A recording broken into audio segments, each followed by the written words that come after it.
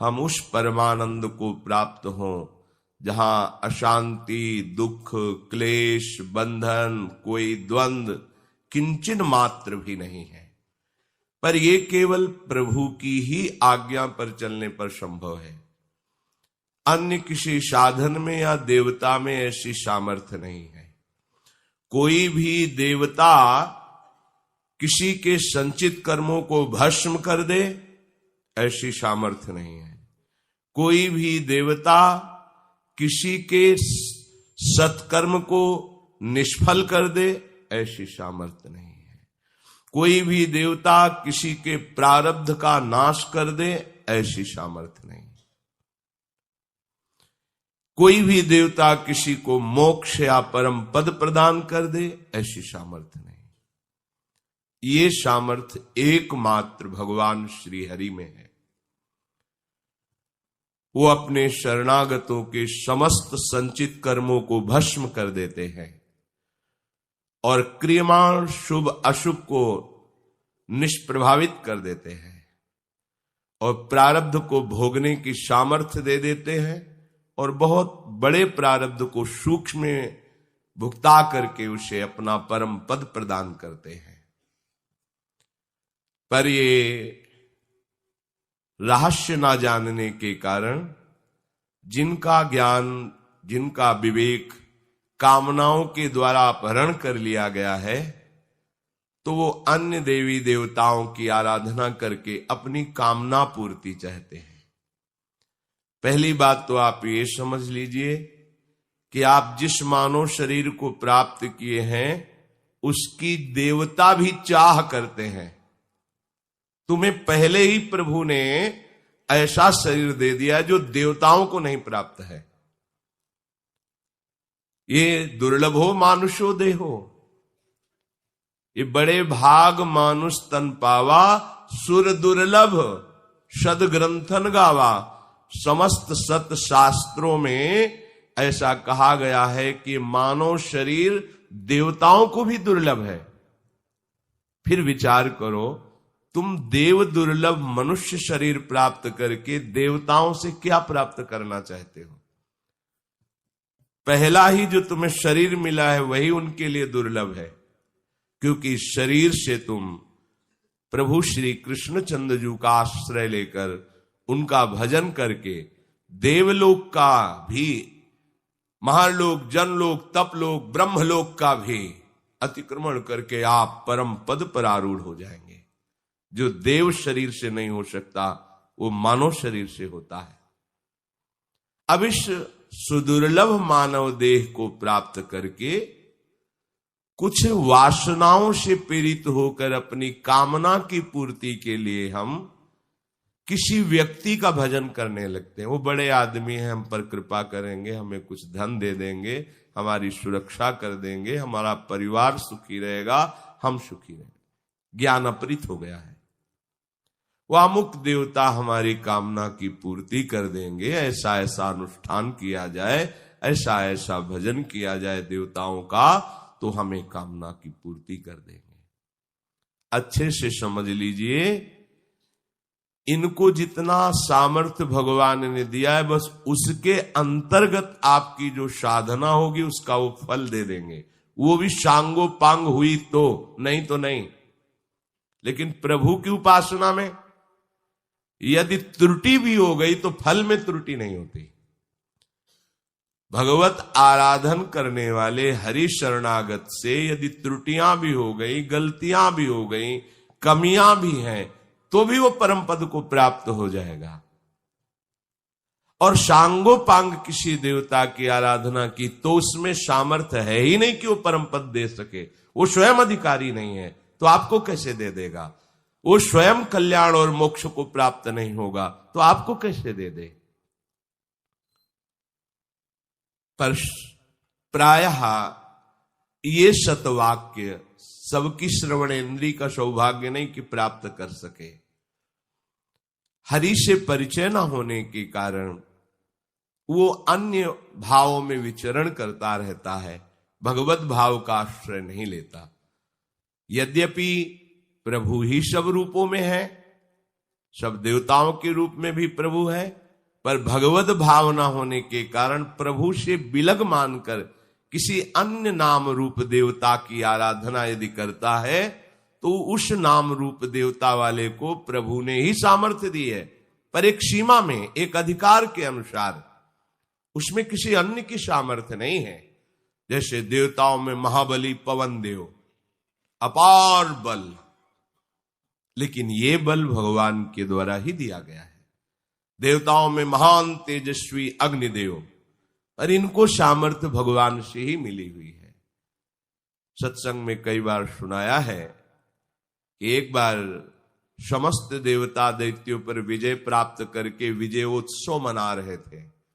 अप्सराएं नृत्य कर रही थी, गंधर्वगण गान कर रहे थे, देवता उन्मत्त हो रहे थे। तो श्री भगवान ने देखा कि विजयश्री की उन्मत्तता से युक्त है, इनको ये पता नहीं कि विजयश्री कहां से प्राप्त होती है।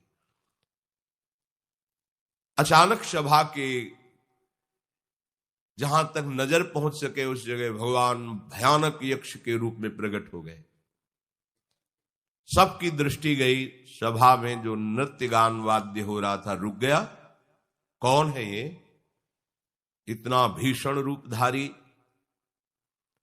और त्रिभुवन में ऐसा कौन है कि देवराज इंद्र की सभा में ऐसे अवहेलनात्मक भाव से खड़ा है? पहले तो आकर प्रणाम करना चाहिए, क्योंकि देवराज इंद्र त्रिभुवन के सबसे बड़े देवता हैं, समस्त देवताओं के राजा हैं, इसीलिए देवताओं के इंद्र हैं। ये कौन है जो बिना नमस्कार किए ऐसे ही खड़ा है? देवराज इंद्र ने कहा कि परिचय प्राप्त करके लाओ। भगवान पवन देव जी गए, कहा तुम कौन हो? उनका पहले आप अपना परिचय बताइए। बोले मेरा नाम पवन देव है, मरुत। प्रभाव क्या है आपका? हम चाहें तो पूरे त्रिभुवन को एक क्षण में नष्ट कर सकते हैं। प्राणवायु के रूप में हमारा ही बल है और पूरे त्रिभुवन को एक सूखे तिनके की तरह उड़ाकर नष्ट कर सकता हूं। तो एक तिनका प्रकट किया यक्ष भगवान ने, कहा केवल बातें ही बनाते हो कि सामर्थ्य भी? जरा इस तिनके को उड़ा के दिखाओ।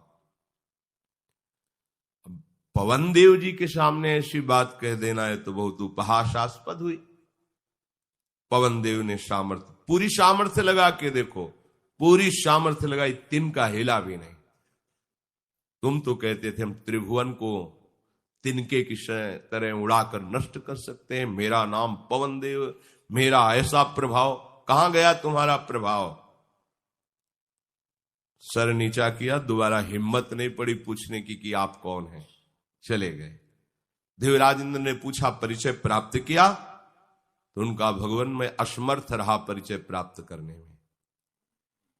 परम तेजस्वी अग्निदेव खड़े, मैं भी परिचय प्राप्त करके आता हूं। गए, कौन हो तुम? तो आप कौन हैं? आप अपना परिचय पहले दीजिए। उनका मैं अग्निदेव हूं, सबकी जठराग्नि को पचाने का काम मैं ही करता हूं। पूरे त्रिभुवन को नष्ट कर दूं एक क्षण में, सूखे उपले की तरह भस्म कर दूं समस्त ब्रह्मांडों को, इतनी मेरे में सामर्थ्य है। अच्छा, तो तुम इस तिनके को जला करके दिखाओ। पूरी सामर्थ्य दाहिका शक्ति लगा दी, लेकिन जिनसे दाहिका शक्ति प्राप्त होती है वही भगवान अपनी शक्ति को ले लिए तो तिनका झुलसा भी नहीं। आप तो कह रहे थे पूरे ब्रह्मांडों को भस्म कर सकता हो, कहां है आपका प्रभाव? उनकी भी प्रश्न करने की हिम्मत नहीं कि दोबारा पूछ सके आप कौन हैं। चले गए। देवराज इंद्र ने पूछा जाना कौन? तो उनका प्रभु मैं असमर्थ रहा उनका परिचय जानने में। देवराज इंद्र खड़े हुए तो अंतर्ध्यान हो गए यक्ष भगवान। वहां देवी अंबा प्रकट हुई जो बुद्धि स्वरूपा है। देवराज इंद्र गए, नमस्कार किया। ये कौन था जो हमारे इतने बड़े बड़े महावीरों को भी परास्त कर दिया और ये भी परिचय प्राप्त करने में समर्थ नहीं रहे, पर हमको देखते ही अंतर्धान हो गए? तो उनका तुम्हारे भय से नहीं, तुम अधिकारी भी नहीं हो कि उनसे संभाषण कर सको। तुम्हें इतना गर्व है कि वो गर्व के कारण संभाषण भी करने की योग्यता तुमने खो दी है जिनसे, इसीलिए वो अंतर्ध्यान हो गए। और कोई नहीं, भगवान श्री हरि यक्ष के रूप में प्रकट हुए थे। जाओ, अभिमान शून्य रहो, न तुम में कोई सामर्थ्य, न तुम्हारे किसी देवता में कोई सामर्थ्य है। जो सामर्थ्य वो श्री हरि ने तुम्हें दी है, ये मान करके उनके आश्रित रहो। ऐसा अभिमान करके उन्मत्त मत हो, ऐसा देवी अम्बा ने उनको कहकर उपदेश किया। कोई भी ऐसा त्रिभुवन में जो सामर्थ्यवान तेजस्वी है, उसमें उतने अंश में भगवान का तेज और भगवान की सामर्थ्य विधान के द्वारा रखी गई। वो भगवान ने ही रखा है, भगवान ने ही देवताओं को कामना पूर्ति की सामर्थ्य दी है। पर हम उन्हें भगवान के भाव में, भगवत भाव में न देखकर अलग नाम रूप से आराधना करते हैं, तो चाहे जितनी आराधना कर ले, हमारा कल्याण नहीं हो सकता। और यदि हम भगवत भाव से किसी की भी, वो तो देवता है, किसी पशु पक्षी की भी आराधना कर लें, तो उनमें भी भगवान विराजमान, हमारा कल्याण का मार्ग प्रशस्त हो जाएगा। श्री भगवान कहते हैं, यो यो याम याम तनु भक्तः श्रद्धयार्चितुमिच्छति तस्य तस्याचलां श्रद्धां तामेव विदधाम्यहम्। हे अर्जुन, जो जो भक्त जिस जिस देवता को अपना आराध्य देव मान करके श्रद्धा पूर्वक अपना कामना पूर्ति के लिए यजन करता है, पूजन करता है, तो मैं उसी देवता में उसकी श्रद्धा को परिपक्व कर देता हूं, दृढ़ कर देता हूं। उसी देवता में उसकी श्रद्धा परिपक्व कर देता हूं। तो प्रभु आपने उसकी श्रद्धा क्यों वहां परिपक्व कर दी? कल्याण तो उसका होना नहीं। आप अपने में क्यों नहीं श्रद्धा लगा ली तो उसका कल्याण हो जाता। जब आपने ही उसकी श्रद्धा उस देवता में पुष्ट की, तो वही श्रद्धा आप ले लेते तो उसका कल्याण हो जाता, उसकी कामना की भी पूर्ति हो जाती। प्रभु में और देवता में बहुत बड़ा अंतर है। प्रभु के एक अंश से समस्त देवता है। प्रभु की तरफ जब हम मुड़ते हैं तो सबसे पहला काम होता है, जो किसी भी देवता की तरफ मुड़ने से नहीं होगा, हमारे अनेक जन्मों के पाप भस्म हो जाते हैं। यह किसी देवता की आराधना से नहीं होगा कि आप किसी देवता की शरण लिए तो सन्मुख होए जीव मोहि जबहि जन्म कोटि अग्नाशों तबहि। ये कोई देवता नहीं कर सकता, क्योंकि उनकी सामर्थ्य इतनी नहीं। वो तो सिर्फ इतना, तुम जितना पुण्य का अनुष्ठान करोगे और मांग करोगे उसके अनुसार तुम्हें फल दे देंगे। फल जो भी चाहो उसके अनुसार आपके पास उतना तप होना चाहिए, उतनी पुण्यवृत्ति होनी चाहिए। पर हमारे कृपालु श्री हरि की तरफ चलने में ऐसा नहीं। जो ही आप मुड़े, अभी कुछ किया नहीं, केवल भगवद आश्रय लिया, तो अनेक जन्मों के पापों को भस्म कर देते हैं। अब आपने कामना की, धन की, पुत्र की, जो भी, वो देखेंगे कि उचित है कि नहीं, तुम्हारा मंगल होगा कि नहीं। वो मंगल भवन है, देखा हाँ ठीक है। अगर ये कामना इसकी पूर्ति हो जाएगी तो ये आगे बढ़कर के भजन करते हुए परम पद को प्राप्त होगा। ज्यादा प्रयास नहीं करना पड़ेगा, आपकी कामना पूर्ति हो जाएगी और आपका परम कल्याण का मार्ग भी प्रशस्त हो जाएगा, भगवत प्राप्ति भी हो जाएगी। पर यह किसी देवता में नहीं है सामर्थ्य है, क्योंकि खुद भगवत प्राप्ति की योग्यता वाले शरीर में ही नहीं है। भगवत प्राप्ति की योग्यता का तो एकमात्र मानव देह का ही वर्णन किया गया शास्त्रों में। साधन धाम मोक्ष कर द्वारा साक्षात मानव देह। तो भगवान इसलिए सबकी श्रद्धा को अपनी ओर नहीं आकर्षित करते कि सबको मानव देह में स्वतंत्रता दी है। तुम भूत में श्रद्धा करो, पितर में श्रद्धा करो, देवता में श्रद्धा करो, या आसुरी भाव में, काम क्रोध आदि में किए ही हो, या और घृणित भाव, स्वतंत्र हो। इस समय तुम जो चाहो कर सकते हो। हेलो दोस्तों, आप सभी को ये वीडियो देखने में कैसा लगा, कहाँ से देख रहे हो, कमेंट में बताएं और चैनल को लाइक और सब्सक्राइब करें। ऐसा वीडियो देखने के लिए चैनल में बना ही रहें।